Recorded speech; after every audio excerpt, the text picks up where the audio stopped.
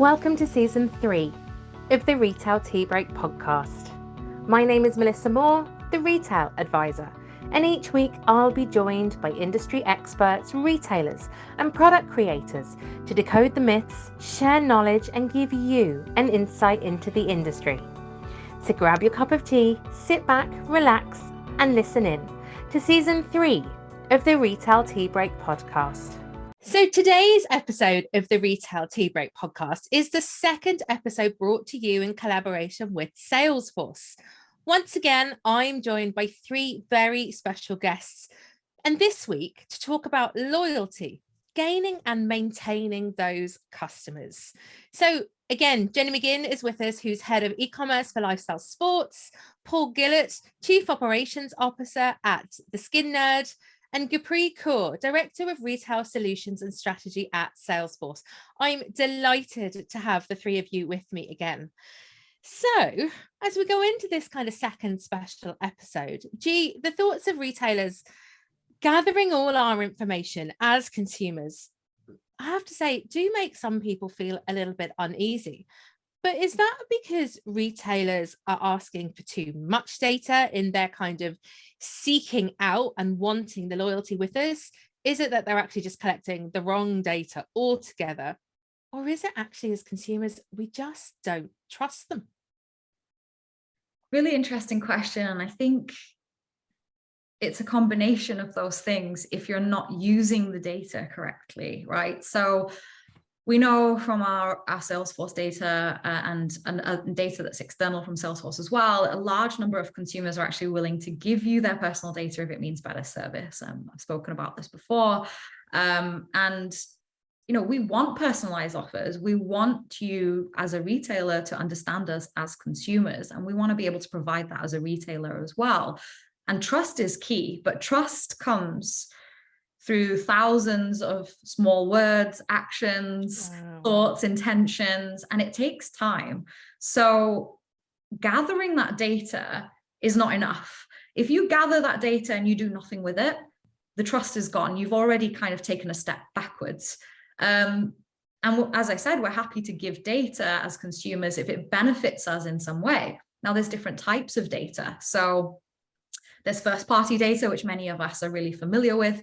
It's data that you collect on consumers when they're buying something from you, for example, or they're signing up for a newsletter. It would be things like your email address, your contact details, whatever it might be. And that's sort of data that consumers feel they have to give you in order to get on with this, just get on with this sale and let's get this done with. And, that's fine. Or let me put my email address in because it'll give me 15% off, but I really don't care about anything else. Yeah. Then there is third-party data, which of course many marketers use, which is obtained through the government bodies or through media agencies, this type of information. Now the challenge is that's going to be going away. Obviously, there's lots of stuff going on with Google and with Apple when it comes to cookies. And so obviously we've seen quite big changes in that, but by 2023, it's going to be more difficult to gather third-party data. So there's this new term, and it's coined zero-party data, which is information that customers are actually willing to give to you themselves. And that's because it means you can hyper-personalize those experiences. Now, the difference between personalization and hyper-personalization is with personalization, you're just segmenting your customer data into groups. And many of you've probably heard this comparison. If you were to just segment a group, you would say Prince Charles and Ozzy Osbourne would be the same segment, right? Because they're the same age, they have the same number of kids, they probably drive similar cars, a similar wealth, right? But they're completely different people. Yeah. So segmentation isn't enough. You need to provide hyper-personalization, which is real-time personalization based on a customer's preferences. So if we go back into zero-party data, the reason that zero-party data is so powerful is because it's what a customer's willing to give to you. Now, a great example of this is I filled out a preference center recently, and the preference center just had 3 key questions. Number 1, what's your date of birth? By the way, I'll give you 15% off to give me this data. So I was like, yeah, of course, I'll give you that. So 15% off, not that I'm a sucker for marketing, 15% off date of birth, so they can give me an offer based on my date of birth. So when it's my birthday, they'll give me a full offer. Which products do you like to buy from us? Is it hair care? Is it nail varnish, whatever? So they get an understanding of which products you like to buy from them. And thirdly, which brands? Is it L'Oreal? Is it Tom Ford? What is it? And what they can do with that data, which benefits me and it also benefits them, so it's a win-win situation, is they don't need to do a 20% off blanket site-wide offer.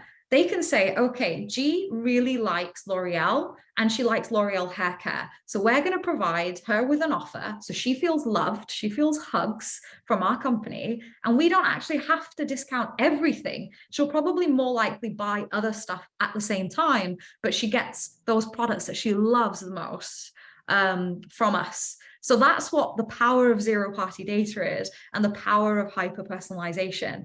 It's kind of a win-win. Well, it is a win-win. It's not kind of a win-win. It is a win-win.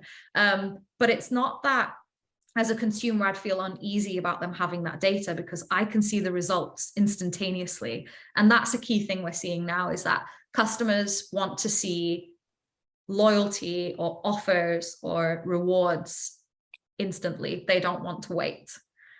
So that's what I'd say. I'd say it's not about too much data, wrong data, or lack of trust around that. It's just give me what I want and what I need at the right time.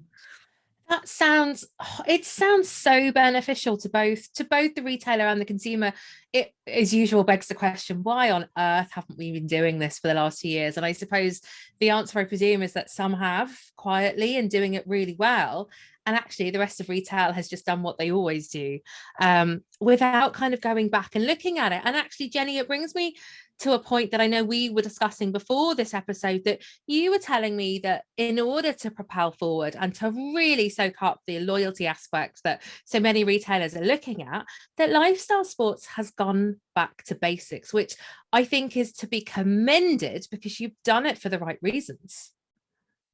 Yeah, absolutely. I think that, again, really looking at customers and our customer and how much they have evolved over the last couple of years. When we talk about loyalty, it has to be real, it has to be meaningful, and it has to be married to what our customer is looking for and what loyalty means to them. And I think, you know, again, with retail, there's somebody that's first to market, and then there's a whole domino effect where people are just cut and paste, let's copy and let's get it out there. And I think there's so many loyalty programs that have no depth, that are asking for all of this information and asking you to sign up and push notification reminders to do this, do that, and yada, yada, yada. And you're just not getting anything in exchange. And I think, you know, when we think we have some serious ambitions for our loyalty program, you know, it's for us, loyalty, and for our customer, it's above and beyond the transactional moment. It's about we're multi-category, multi-brand retailer, where we go after the stylized athlete.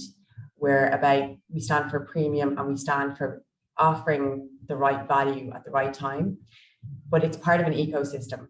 And for us, where we can drive that loyalty in terms of marrying what our customers are looking for above and beyond the product. So where they're looking to be engaged in communities, where they're looking for, you know, mental health, where they're looking to access training, we want to show up in that ecosystem loyalty environment, rather than, again, what some retailers can often do is, like, you know, sign up and we'll give you free shipping, and you're like, well, hold on a second, you had a free shipping promo on the site yesterday, like, how is that different? Or you know, again, rewrapping sale, or just not segmenting what loyalty stands for versus what, you know, a promotion is or what a campaign. So with that in mind, we have done a lot of work on our omnichannel CRM, and that, like, loyalty is built off of personalization. And for us, we're just going back to really understanding that personalization piece, really investing a lot of time in it, investing a lot of, A/B testing in it. We want to ensure that we've unlocked the full potential of what Salesforce offer out of the box, because Einstein is their personal recommendation tool. Well, there's varying levels to it. It is very, very powerful. And we had been using recommendations across, like surfacing them across the site and across the user journey, that it's not that they were limited, let's say, but we weren't unlocking the full potential. And that's right now, that's what we're focused on for Peak, ensuring that we have that Einstein personalization piece working as powerfully as possible and feeding that into our CRM. And it's next year is when we are looking to really begin and push into phase 2 and phase 3 of loyalty. So it kind of goes back to my earlier conversation around what we're trying to do for Peak. When I talked about stripping back some of the really disruptive and sexy and exciting projects and going, hang on a second, are we doing what we've promised to do for the customer? And going to that level of foundational forensic testing. And so when it comes to something like loyalty, we don't want to rush something out that's half-baked. Now, don't get me wrong, I don't stand for, and neither does this business, let's wait until something's perfect. Yeah. But I think because of the environment that we're in, because the customer is very sensitive, because we've seen a lot of flux in the last few years, our priority is that foundational piece. When it comes to the site for Peak, our priority is really drilling down into personalization before we look at phase 2 and phase 3 of loyalty. So yeah, fantastic. And actually, Jennie, as you alluded to that, season 3, this season, episode 3, where we looked at Peak, actually all of you talk about the foundations of your business, but also about going back to basics. So if you haven't listened to that already, please pop back and listen to it, because there are so many good takeaways from that episode. Paul, Jennie also mentioned this kind of meaningful interaction. And I know the Skin Nerd consultants know so much about their clients before they've even had that kind of face-to-face virtual consult. But it also sounds to me, and I know you were telling me a couple of stories from your customers, that it's had this amazing impact. It sure has. So Melissa, just before I do it, just to give the listeners some background again to the business. So we're a small Irish company.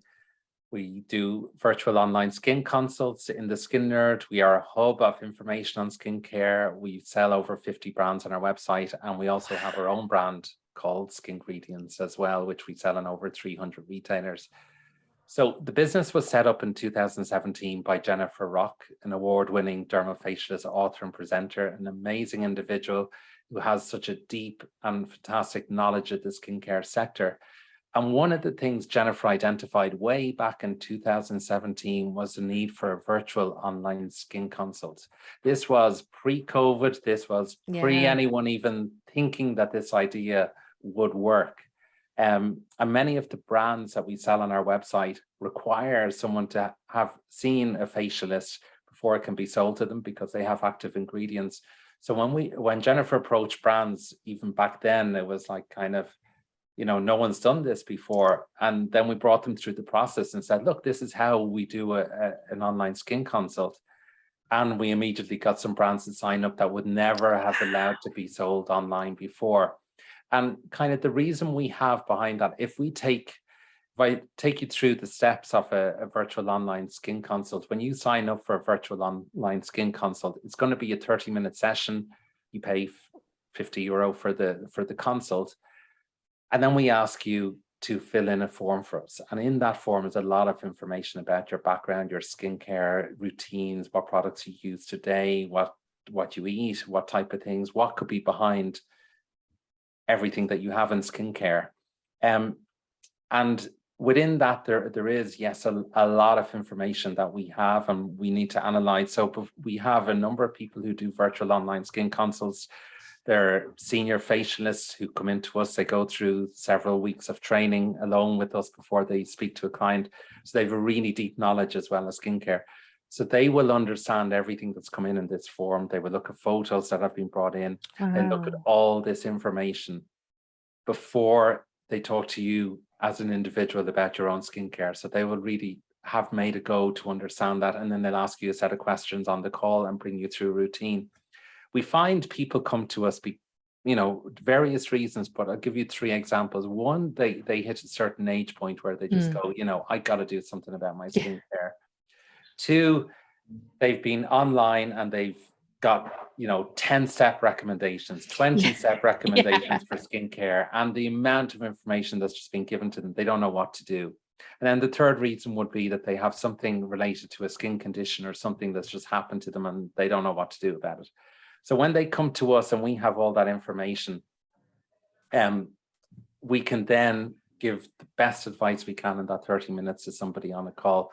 Now, obviously, it's a lot of information for us to have as well. So we use the data as carefully as we can. It's why we have a strong CRM system in place. We have Salesforce for that. And it's kind of key to holding all information about a customer and all the interaction we have from that point on for a customer. But what it does in truth is it also gives us a reason for loyalty with a customer, because we are bringing a customer. We know skincare is a journey. It goes on in your life. It carries on for your entire life. The skin is an organ that develops and changes, so you have to look after it. So we're on that journey with the customer, and it's important that we get that that understanding from the very beginning when someone comes in for the consult. So we will speak to a customer. We don't try to over market the way we do things to a customer, but we do give customers personal recommendations. We do have the recommendations. So when they log into us, they see the products we've recommended. They see homework sheets that we give them. They have all that information available to them. So it is a very personalized journey we're bringing somebody on. So after you log in, those products are there, your homework is there, you feel part of a community in a way.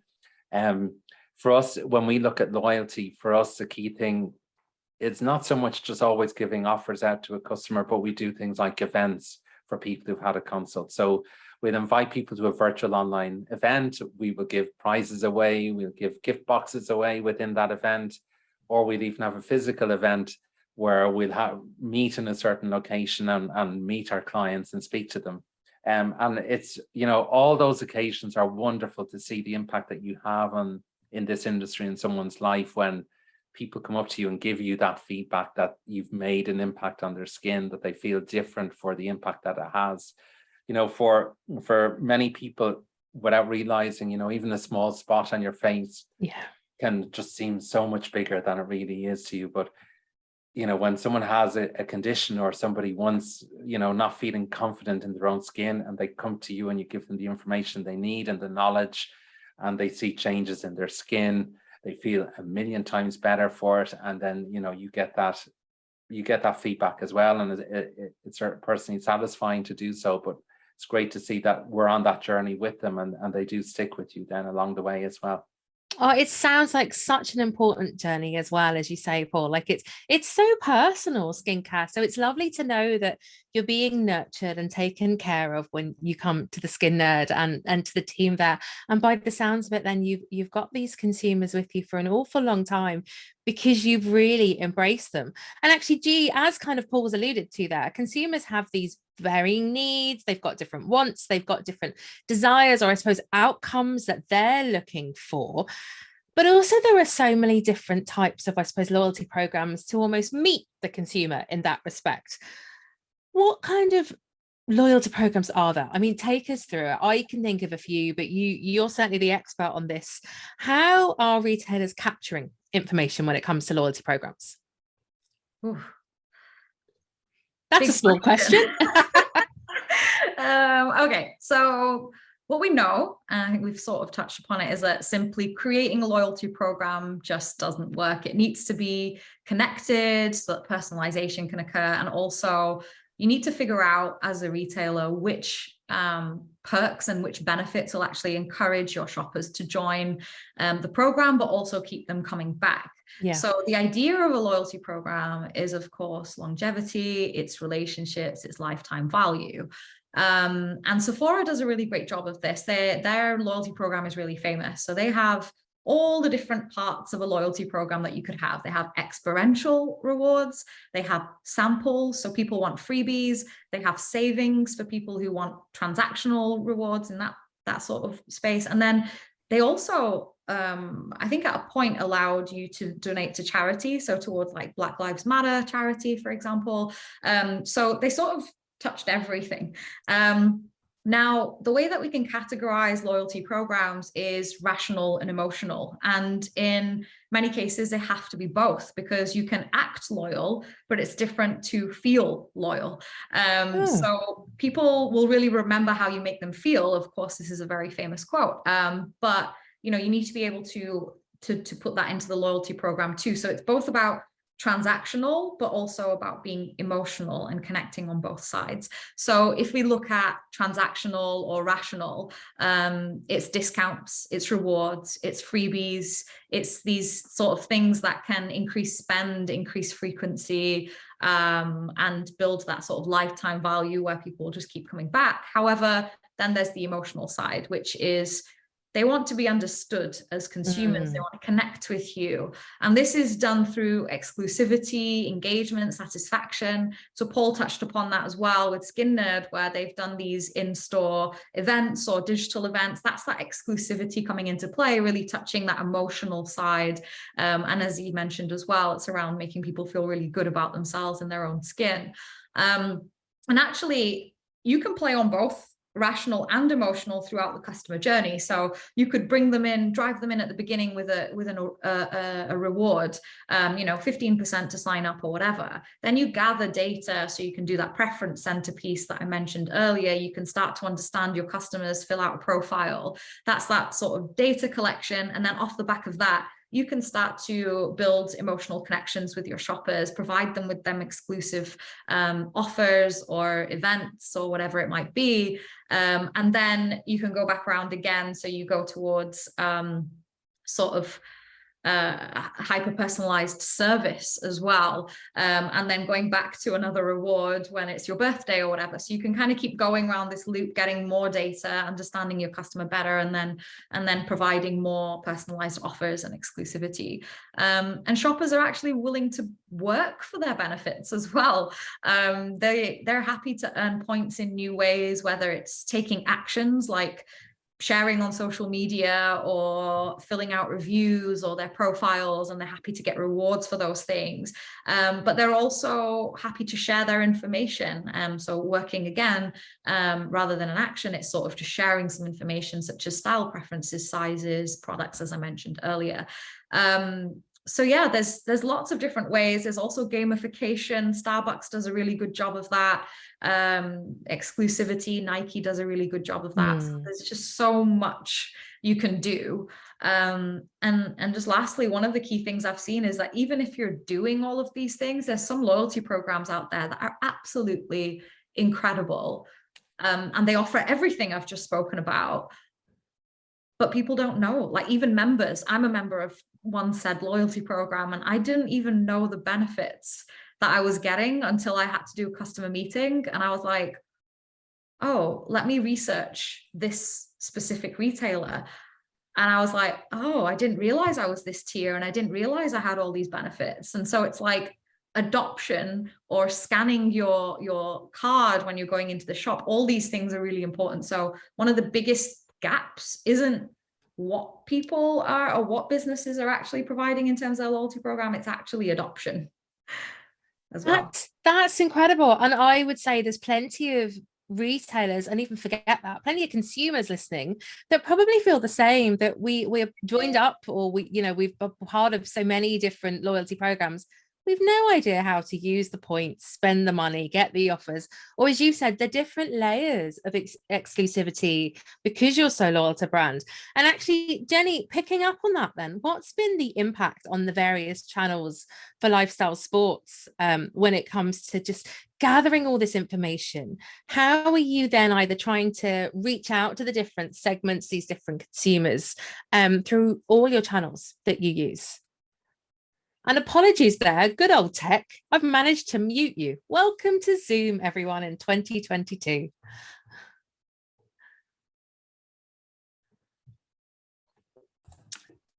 Am I here? You are. Happy Zoom, everyone. So yeah, Jennie, tell us about the different channels that Lifestyle Sports use. So all of them.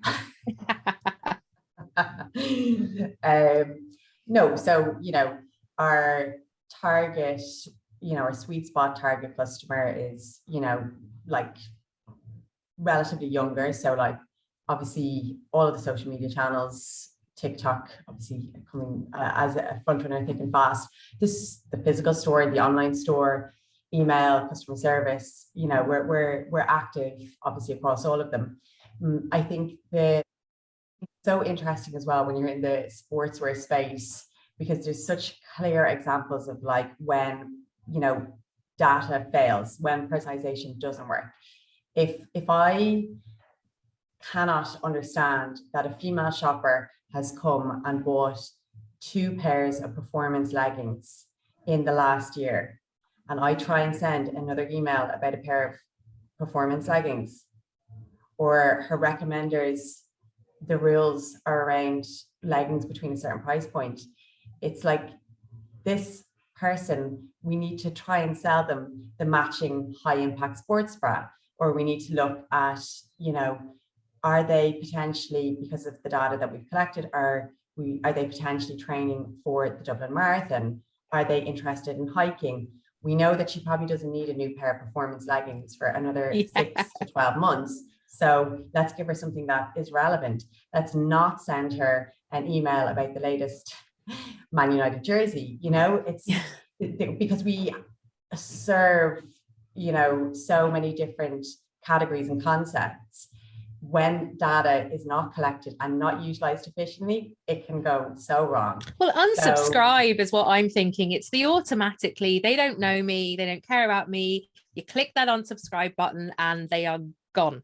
Absolutely. Yeah. So I think what we're trying to do now is unlock, as I said earlier, I mentioned that we have been using Einstein recommenders across the site, and they're based on rules and web-based behavior. So what I previously looked at, what I purchased, and what would match that, but now we're trying to unlock the next level of Einstein, which is that it will understand and make recommendations based on all of your engagements and interactions with the site.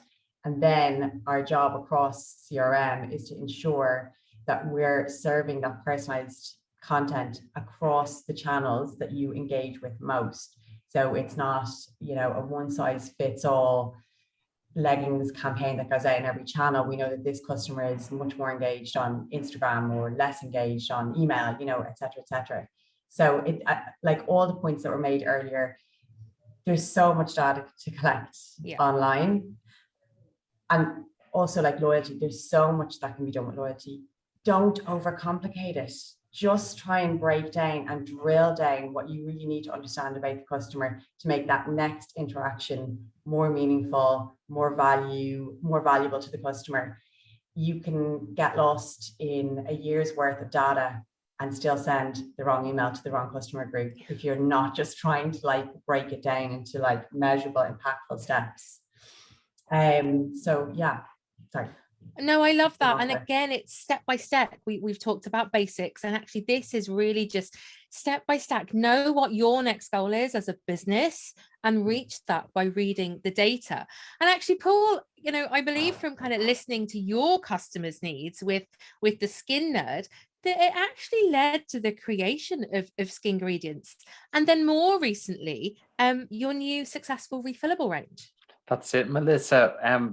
So we launched Skingredients in 2019, and we had done just over, I suppose, 2.5 years worth of virtual online skin consults. And we've done over 50,000 virtual online skin consults. Oh my God. Which is quite a big number. And, it's 30 minutes a session, and wow. Our nerds very much in detail with our customers. So I believe that our company has a real understanding of who our customer is and the needs of our customer, and analyzing that data anonymously in reports. But, we were able to identify key aspects of skincare that everyone should be doing in their routine. So we essentially designed 2 capsule ranges within Skingredients. So we have the key 4, products that everyone should be using in their daily routine. And then we have what we call the match and mix range, which is around products to address skin concerns such as oiliness, congestion, dullness, and dry skin. So our range consists of those. Now, on the Skin Nerd, we sell many brands, and we have people who specialize in more detail and want extra products. But in general, our Skingredients range meets a very simple need for people in terms of a simple to use skincare regime that they can work with each day. And you can say our bottles are very bright and colorful. And you know, we looked at all the products and we looked and said, okay, how do we make this understandable for customers, and how do we do this? And this is what we came up with, and the instructions that we have on it are well explained. And you know, I remember just as this was launched in 2019, so it was kind of really on the market about 6 to 8 months or so when COVID hit and we went into lockdown. And I remember after COVID being in a restaurant with Jennifer and customers coming up to us going, hey, you know, we love your range. My husband loves the green one and I love the red one. And you kind of realize, you know, this is a very different way people are talking about products when they're talking about colors or numbers, or a different way to do it. So we found really what customers were looking for in that range, and that really started that range. Now, what then came out of it was, as we kind of looked at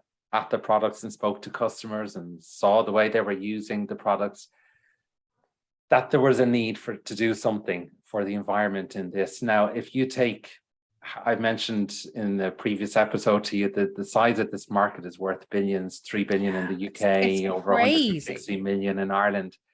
There's within the beauty industry every year, there's 142 billion units of packaging produced. And oh my goodness, Paul, that's shocking. It's shocking. And 80 billion plastic units just in even shampoos and conditioners, never mind skincare, in the world in this space. So, and a whopping 91% of this is not recycled as well. Wow. So, now that's something that's not talked about. That's incredible. It is. And, you know, we are a small Irish brand, and there is a small impact we could do in this. And this is where the whole idea of refillable range came from. So in 2021, we relaunched the entire range in refillable bottles. They're 100% recyclable.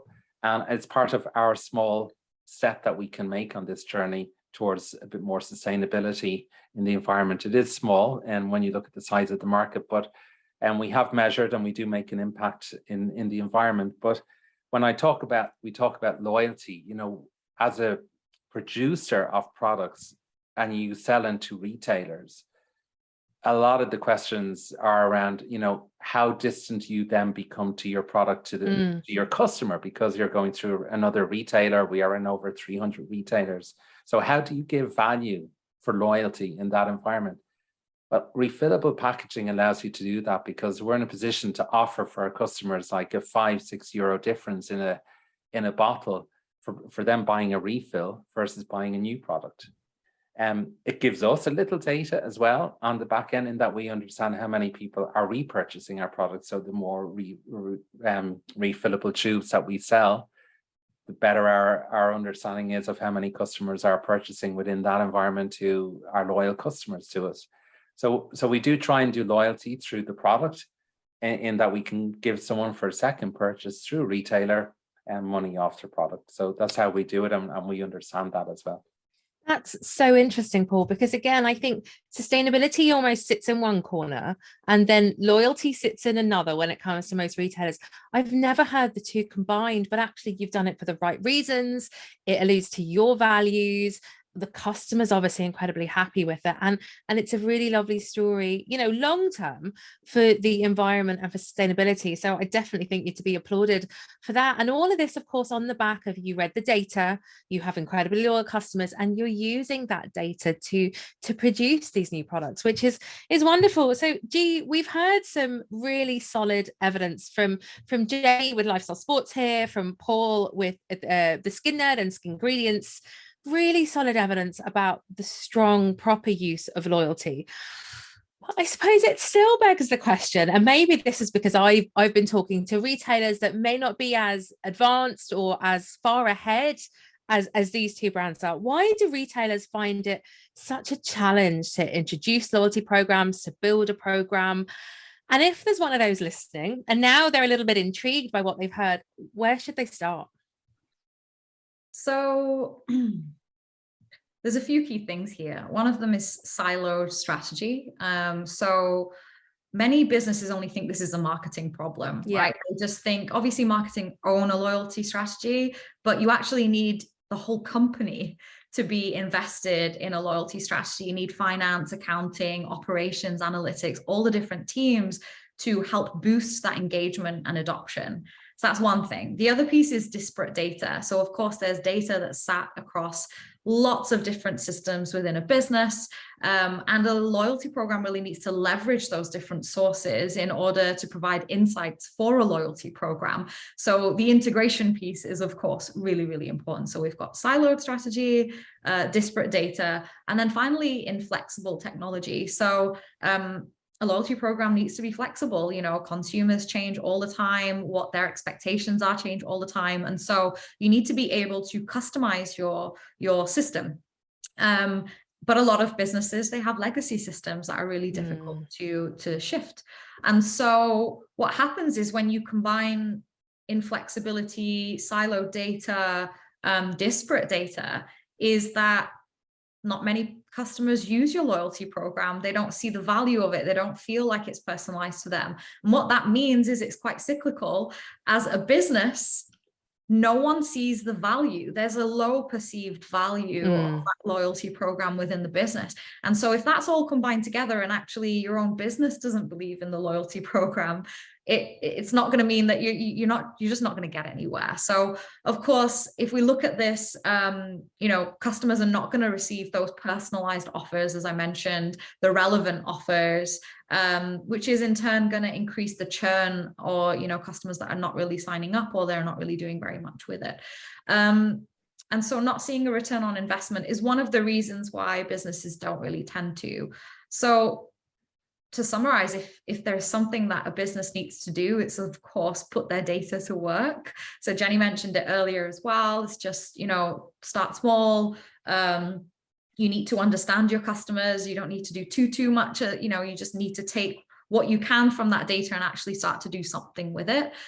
So that's connecting your data, having buy-in from all of your different stakeholders within the business to have a goal. You know, what's the goal? How are we going to get there? How are we going to do it as a team?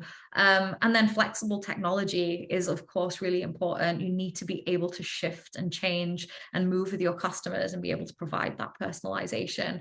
And so, yeah, that's going to increase your lifetime value, and it's going to allow you to do some of those things that I mentioned earlier, where it's rational and emotional loyalty. So, yeah, I'd say that's what I think a retailer can do as first steps, is, you know, which is fantastic. There are so many points of thought there to go away and kind of digest, but also really good takeaways.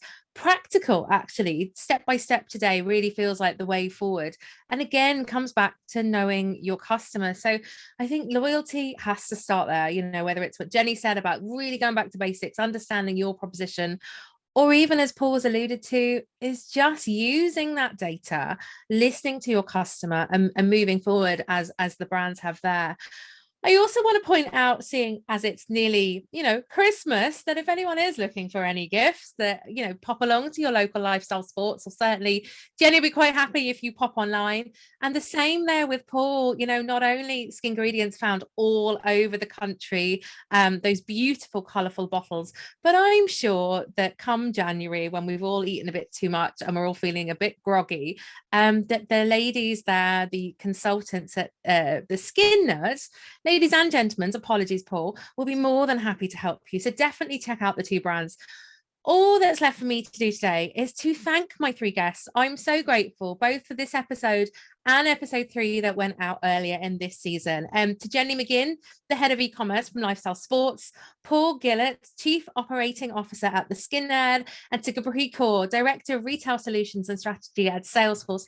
Thank you all so much for your time. And as always, if you've enjoyed today's episodes, please, please, please like and share it and leave us your comments and let us know what you think. So till next time, thanks guys for joining me.